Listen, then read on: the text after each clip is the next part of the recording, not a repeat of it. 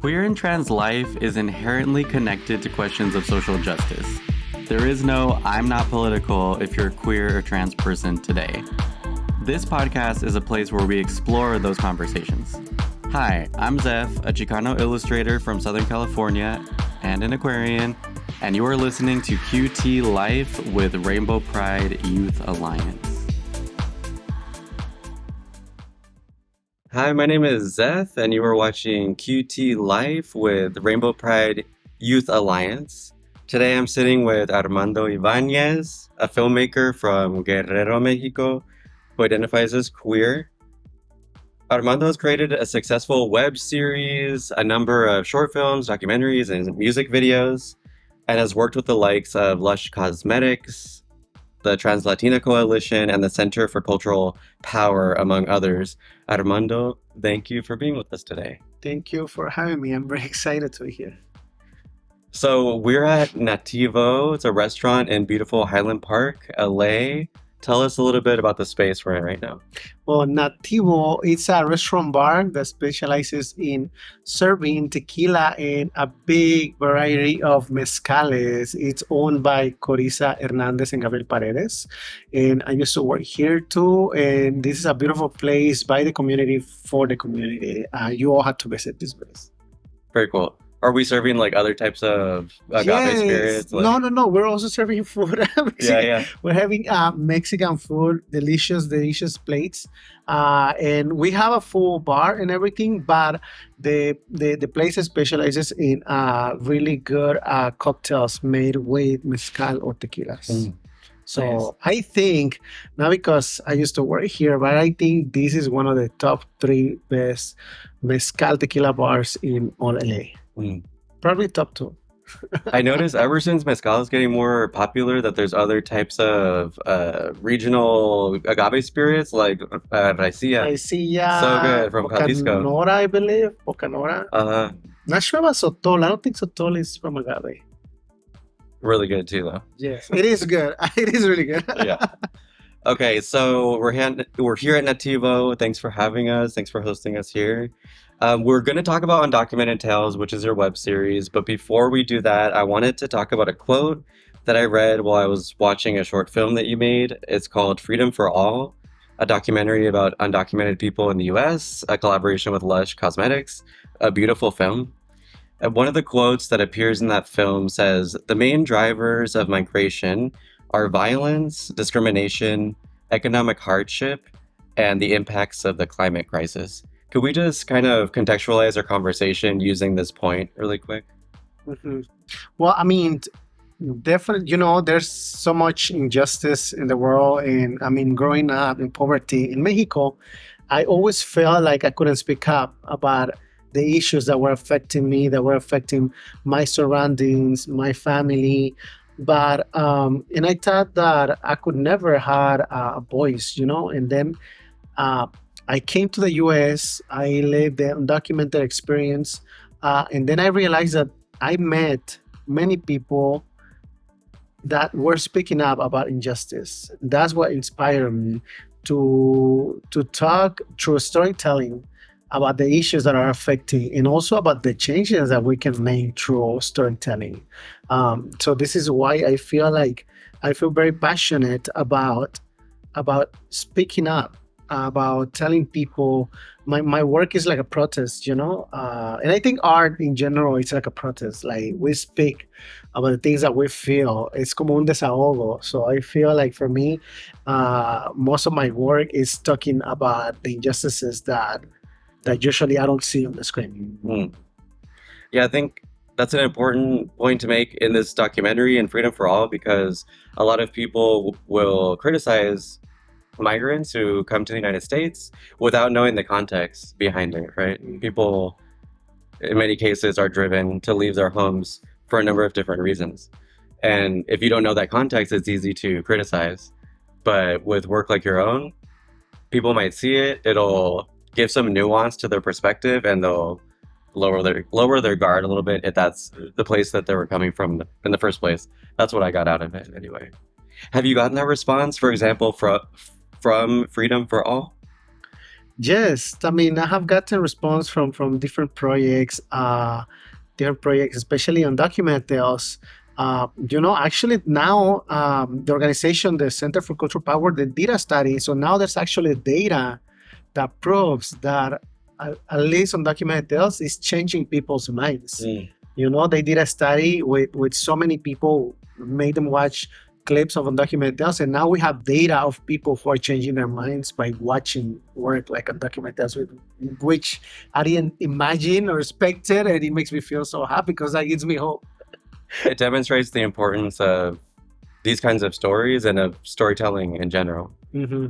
right? Yes. So for anyone who's watching who hasn't seen Undocumented Tales, just to give you kind of a synopsis, it's the story of Fernando, a gay, undocumented 30-something, working as a server in LA, and about the complications, the drama, the joy that's involved in that story. And so Undocumented Tales has been praised for its authentic portrayal of Latin American characters. How important is it for you to accurately portray these characters so that they're representative of the community that you're trying to tell a story about? I love that question because um, honestly, when I started writing, I think this was my first project, and when I started writing, I never thought about representation. I never thought about about representation at all, because if I had, I think I would have never made undocumented tales, because I would have felt pressure. It's a big responsibility. Yes, it's a big responsibility, especially because we don't have projects. And even now, like, people sometimes make me feel like I need to get things perfect, Yeah. Like they find like one little mistake in the series, and oh my God, like, so I feel like for me, my point of writing is always like, I always myself, what's my intention with, let's say, this episode or this scene or this incident, this experience, and I write from there. But all of the characters are inspired by me, by my friends, by the people around, and I always want to show characters who are not the typical immigrants who that we are used to see on the screen, who are always like crying and being the victims. We are humans, we are humans, and that's how we're supposed to be shown and seen on the screen. So when I write, I always write from a point of view of like, I need to write someone who is not what I have seen on the screen before, someone who's human, someone who's messy, someone who makes mistakes. And I think that's always, every time I write, I always go back to that. Is this character a human, or am I perpetuating the good immigrant narrative that we already have? So for me, it's always, that's my starting point when writing. Like, am I perpetuating, or am I writing a human character? And I think that helps me to continue developing the scenes and the characters. Yeah, that's something I really like about Fernando, is that he is very imperfect. And there's a scene that I won't say exactly what point in the series, but where he can no longer endure the treatment of the patrons at the restaurant where he works, and kind of just gives them the business. Uh-huh. And it's like a triumphant moment in the series.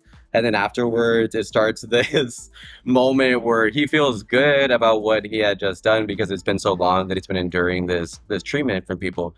And then he starts to drink. And the first shot, I was like, yeah, like, you deserve that. And then it gets like a little bit, he leans into that moment in a big way. And that seemed very real, and I really appreciated that. Thank you. So I wanted to talk about a specific moment, and to get a little bit deeper into what we're talking about in the series, depicting real life, right? And the lived experience of many people. Specifically, I'm talking about season 3, the beginning of season 3.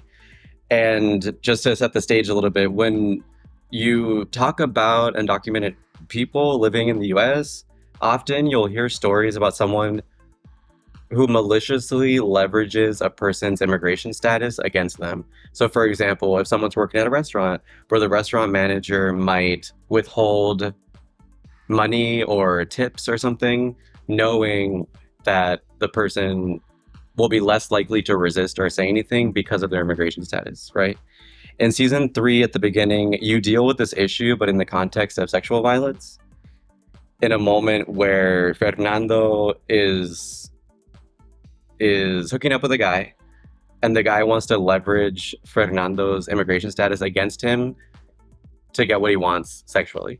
So tell us about the decision making process on your part with that scene. The decision making process was that there are a lot of instances where, yes, like where people, hold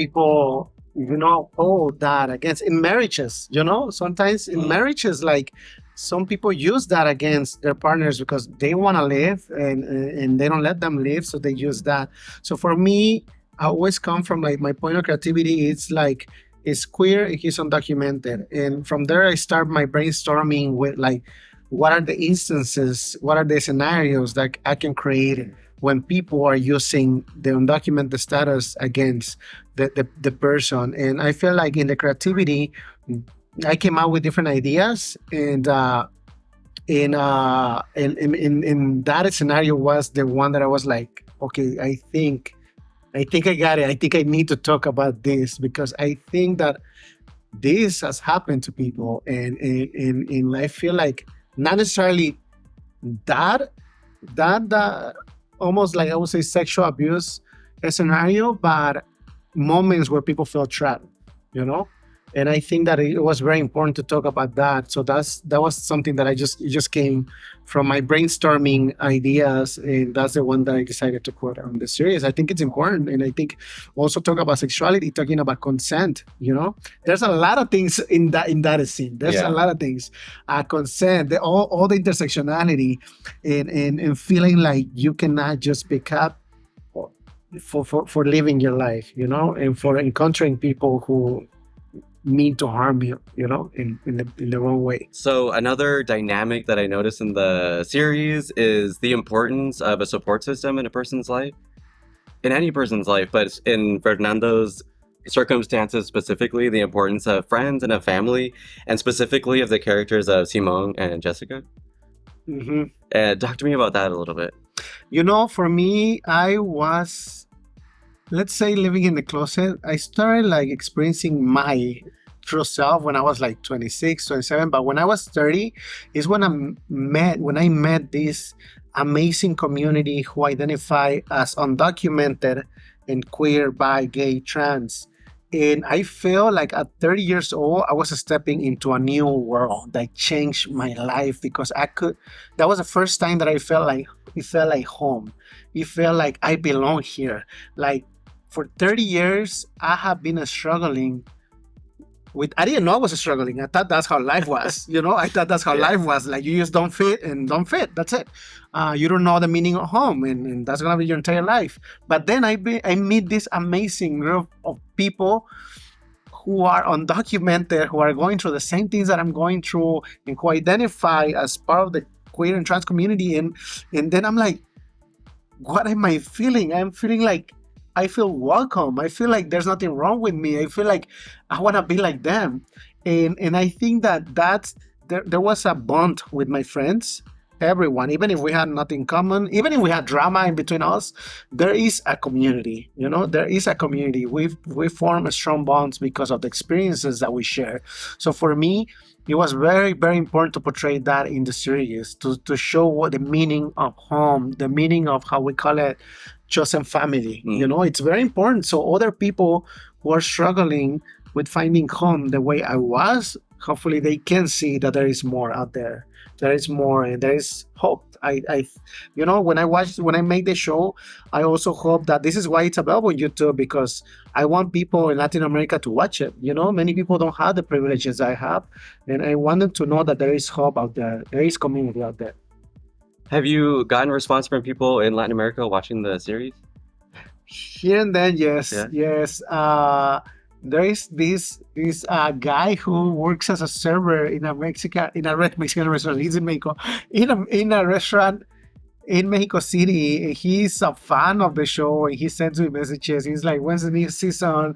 And I love the show, and that makes my heart happy. There are people who have watched the show. They have done a screening in Mexico for Undocumented Tales. Okay. Yeah. Were you, or did you, how was that response? Or what was the I mean, context that's amazing, because I write about the undocumented queer experience, And obviously, the undocumented immigrant experience is very different than when you're living in your home country. But still, it makes my heart happy that people can identify with Fernando living in Mexico. Yeah. I think that the fact that I'm talking about the queer experience, people can relate a lot, and that's something that surprised me at the beginning. But now I feel like very blessed that people are identifying not only here but also in Mexico. So speaking of Mexico, of Latin America, so we're in Southern California. I grew up in Southern California myself, and es muy México aquí. Like Spanish is widely spoken. 50% ish of the population has roots in Latin America. However, it's not the same, right? The lifestyle in the US, wherever you are, is different than, say, Mexico, Central America. And you can tell the difference, right? It's just a different lifestyle. What I'm interested in is talking about like the progress that Mexico, as an example, is also experiencing, right? So if you looked at Mexico in like the 1970s or the 1980s, if we're talking about LGBTQ plus civil equality, was way behind, and the US was as well. But in the past year, so we're in 2023, there came a point in Mexico where they decided to do something that the US wanted to do for a long time, which was leave the same-sex marriage decision up to the state. I don't know if you remember that, but back in the day, a lot of centrist people and conservatives were saying, like, why don't we just make it a state-by-state decision? And there's a lot to say there, but we didn't do that here, right? It just became a federal decision. In Mexico, they decided to make it a state-by-state decision, and every single state in that country voted in favor of same-sex marriage within 2 years of that happening. And now Mexico is a country where same-sex marriage across the board is legal, right? And then we have things like Wendy Guevara is the first trans woman in Mexico to win this really big reality show, making her a household name, right? So there's all this progress going on in Mexico and all this progress going on in the States, and there's a relationship there, but there's also this big cultural divide between the two countries. So my question is this something that you think about as it relates to your work, which is, in the case of Undocumented Tales and of Freedom for All, focus on life in the US? I mean, yes, definitely. I think about it. Even when I saw that Wendy won the contest, the reality show, I was texting my friends and I was like, wow, I never thought I was gonna see this. Like, I wonder what other things we're gonna see in the future. That's if we're still alive in 10, 20 years. But I feel like times are changing. That definitely gives me hopes of a better world.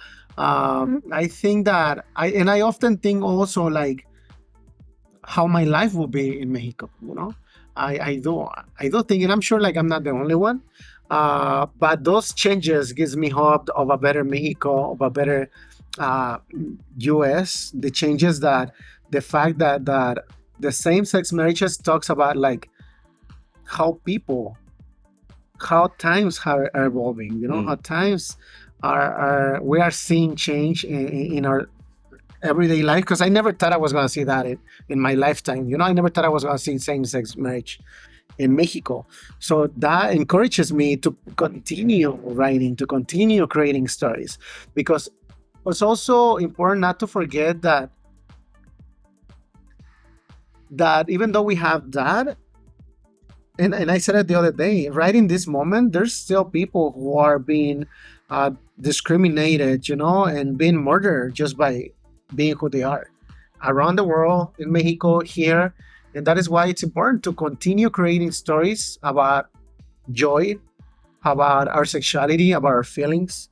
This is something that I often think about, because people criticize me a lot about, like, the other day I had an instance where like people tell me, why do you write about being queer? You can just write about being undocumented. We don't want to see about your queer experience. We just want to see you talking about being undocumented. But that's I feel like we have a lot of still work to do. Even with all of these changes, we have a lot of work to do. And this is why I often think about, yes, I celebrate all of these changes, but still we gotta continue doing what we continue doing, so future generations don't go through what we're going through. Yeah, You know, it's definitely a tipping point, but it's just one moment, one step on this long road that is still that's what before it us. is. Yeah. Yes. And like you mentioned in Freedom for All, Mexico as an example, and Central America as well, has some of the highest rates of violence against trans women in all of the world, and that drives a lot of migration towards the Mhm. U.S. And so that's important to consider, especially in dealing with people who say like, "Why does the queer element have to be there?" And it's like, that's why, because it's part of that story.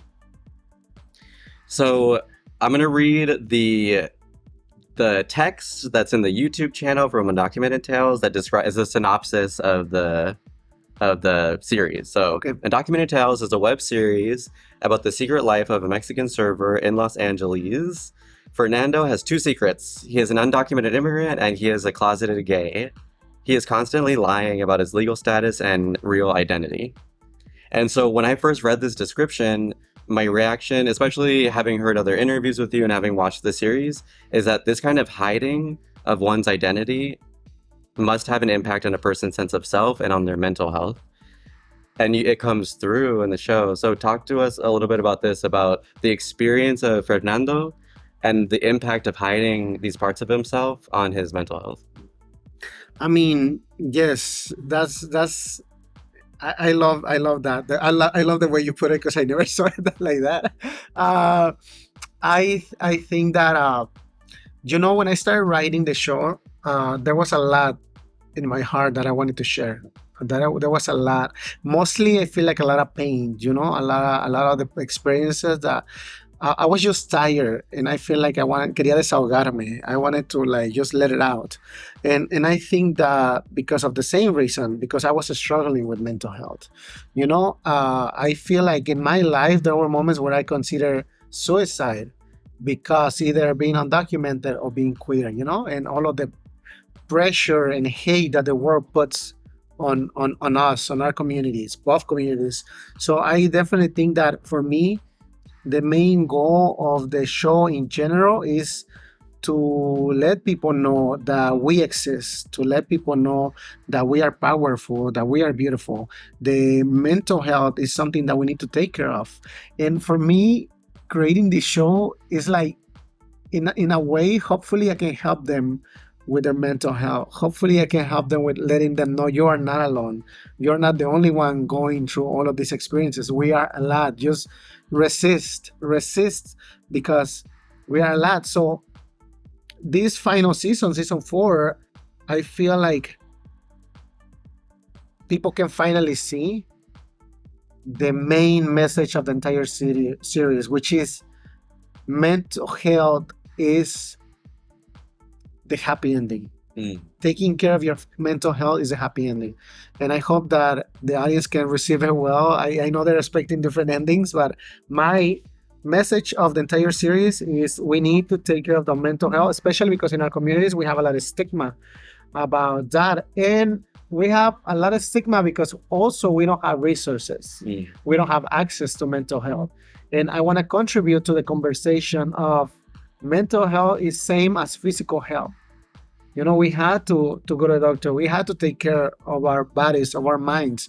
And our people don't, unfortunately, because they don't have access, we don't believe in that. There's still people coming to me telling me, why do you want to talk about therapy? And they don't understand how important it is, mental health. And I feel like in season 4, I get to talk a little bit more in detail about mental health. And hopefully we can open more. I can contribute to the conversation of mental health. Right on. Yeah, I look forward to seeing that. So, continuing a little bit this conversation about mental health, the way it relates to your work. So, when we're talking about healing trauma and therapy, an approach that some therapists take with their patients is to have them literally rewrite their narrative. So, like, because we go around in the world and we have our narrative in our head about what our life is and what it means, and so an exercise that some therapists employ or give to their patients is you're going to sit down and you're going to look at whatever trauma it is we're talking about, and you're going to rewrite that story. I couldn't help but think of that when I was watching Undocumented Tales, because I know that this is in part a biopic or it has a lot to do with your own lived experience, although it's not, it's maybe like 50%. But a lot of your lived experience obviously is imbued into the character of Fernando. So I wonder, was that therapeutic for you in rewriting your own story by writing the story of Fernando? I think so. Yes. I mean, definitely.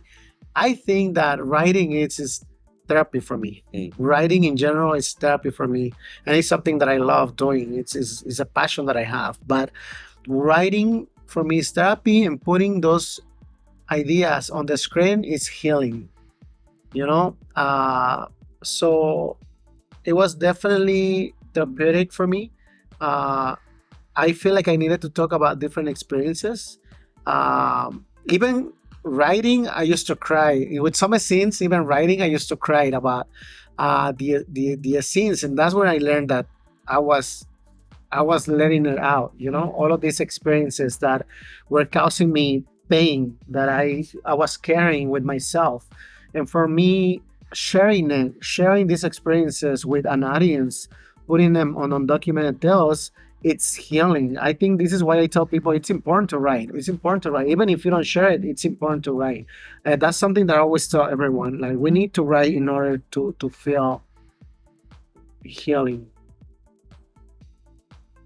Okay, so you recently secured a bigger budget for season 4 of Undocumented Tales, so it's going to be a whole new look.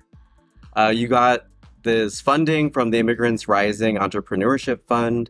How has this impacted the series, and what can viewers expect from season 4? Okay, I'm very blessed because season one was zero budget. Season two, we got I think like 2,000, and we bought a microphone with those 2,000s, and we use it for food. Mm. And then season three, I got the grant from Immigrants Rising. Then season four, we got like about the same amount of the grant from Immigrants Rising for season four, and we could increase the production value, which is amazing, you know, and we could like pay the main crew to film. I think that season four, the main message of season four is mental health, to take care of our mental health, especially our communities, you know, our immigrant and LGBTQ community. We need to take care of our mental health, but there are different messages on this last season. Uh, One is to live your sexuality. That's, I think, that would be one. Second is learning to love yourself. You know, learning to love yourself, meaning that if we often, because we grew up in our communities thinking that we don't deserve love, you know, sometimes we accept uh, the minimum, the leftovers, you know, that partners offer to us. And I think that in this season four, what excites me the most is that we're gonna see Fernando learning to love himself, meaning that he's not scared of losing the people that he loves. Mm. You know, that's another message. And the third one, it's like mental health.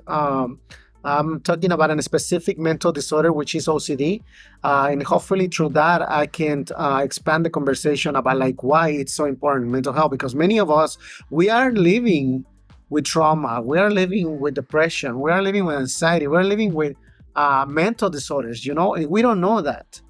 I didn't know I was living with OCD until like I was in therapy, and I didn't know I was struggling until like I went to therapy, and this is why I feel like. But then I realized I've been surviving with OCD all of my life, but I have a healthy life now that I've been diagnosed. You know, and I feel like this is something that excites me the most. I think season four is my favorite season because I get to put a closure to Fernando's journey, Yeah. and to send the message that mental health is the key to happiness. It's mental health. So does, specifically talking about OCD, is that part of Fernando's journey? It is part of Fernando's journey. We haven't revealed it before, but this season four, we are gonna see Fernando struggling with OCD, certain type of OCD, and that's based on my experiences, my personal experiences dealing with OCD. Okay, very cool. So we could look forward to that, talking about that more. I wanted to start closing out our conversation with this question. So the fact of being undocumented could be a central struggle in the lives of many people, right? Living without documents in the US. Sometimes this can be so central to a person's identity, which is understandable, right? Considering the cultural messages about undocumented people that cast them in a negative light in this culture. However, I understand. I feel like you understand that a person's identity, no matter their immigration status, extends beyond that, right? There's more behind the person. It's just circumstances that makes a person undocumented. So, what are some other stories looking forward in your filmmaking that you're hoping to tell or touch on? Honestly, I feel like I've been getting this question a lot, and I was feeling a little nervous before, but because I didn't have an answer. But the only thing that I know right now is that I want to continue creating queer projects, queer stories. I wanna tell stories. I wanna do documentary. I wanna do fiction. I just wanna continue showing our stories, our imperfect stories, and like that was the main point of Undocumented Tales, to show that we are just like everyone else. Mm. People just often tells me, "Oh, why do you write so much comedy in it?" Or they're surprised. They're like, "Wow, there's a lot of comedy in it." And I'm like, "Why are you surprised? Like, we live our lives. And I think that also shows the perception that the audience have about undocumented people, about queer people. They don't know that we live our lives. Despite, like you said, despite the immigration status, despite the sexual orientations, we are humans like everyone else. And I think that that's the goal that I want to continue doing. Continue creating human characters about our communities on the screen, fiction or reality. That's one thing that I want to keep doing for the rest of my life. Beautiful. Like 100 years ago or so, there was a better relationship between Anglo America, North America, and Latin America. And at the time, a lot of people talked about this idea of Pan-American unity, this idea that the Americas could have unity and we could work together, kind of like Europe today, more or less. And when we're talking about mental health, one thing I notice is that in the US, it's like there's an established system of like mental health and approaches to it, but it's very focused on the pharmacology, which has its place, and there's utility there. But when I look at Latin America, looking at Mexico specifically, because that's what I know, there's this idea of community care that's very strong. And it's this idea that mental health, like you mentioned, has to do with feeling supported within the context of your community, knowing that you're loved and knowing that you can turn to loved ones in times of crisis or in times of stress. That's not necessarily a crisis. And I feel that Anglo America, North America, and the mental health system here lacks in community care. And that's where Latin America makes up if we're talking about mental health. Okay. And all this to say that I love the way that Undocumented Tales, but also the Freedom for All, for example, the documentaries that you've done, show that there's a pathway towards unity through a story of a person. In the case of Fernando, who's like stuck in between worlds, right? He can't separate himself from Mexico because that's where he's from, and that is part of his cultural identity and heritage. But at the same time, having to work within the system here. Yes. That's what I find so beautiful, among other things, about the series. So when we're talking about Fernando and his story, a lot of the story is focused on his dating life, right? There's more than a couple of boyfriends that come into the mix, right? I wonder, what does that look like for you? Are there parallels there? That question, what I can tell you is that Fernando has had a lot more luck than me. Like, I feel like him in 4 seasons has a lot more. Puedo agarrar ni un resfriado, and Fernando has a lot. I think that I don't date a lot. People don't believe this, but I'm shy. People don't believe this, but I'm shy. But I think I'm getting better at that. Last few months or a couple of years, I have learned so many lessons that I'm like, I cannot waste time. Like, I'm not here to waste time, Like, I cannot be reading signs. I cannot be descifrar códigos. Just tell me you like me or not. Like, I'm not here to waste time. Like, my time is precious, and I'm sure yours is too. So I just need to know. So now when I like someone, like, I just go straight to the point, you know? And I think that's the lesson about loving yourself. That even if you like someone that much, you need to speak clear and honest about what you want, and not be afraid of letting it go if it doesn't work out. If you don't hear what you want to hear. Mm. Thanks How for about that. No, yeah, thanks for that advice. Well, okay, so there's a scene too where Fernando likes this guy, and he doesn't know, but he comes home and the guy's in the house, but he starts to talk with his friends about him in a way where he's like, "Oh, this is what I want to do to that guy. He's so sexy," that kind of thing. And then and the guy hears him, and it's embarrassing and everything. But then they end up connecting because of that, right?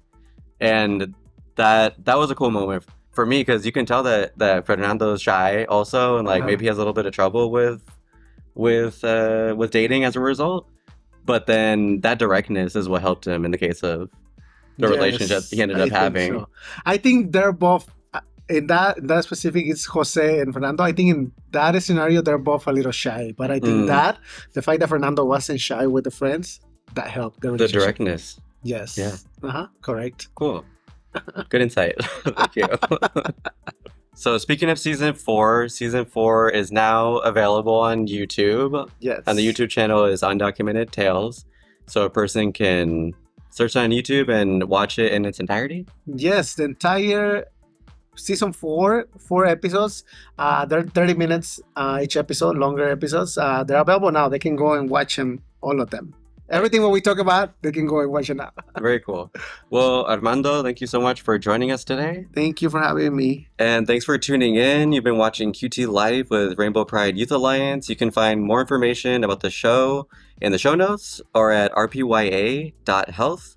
You can find more about Armando's work at armandoibañez.com and at Undocumented Tales on YouTube.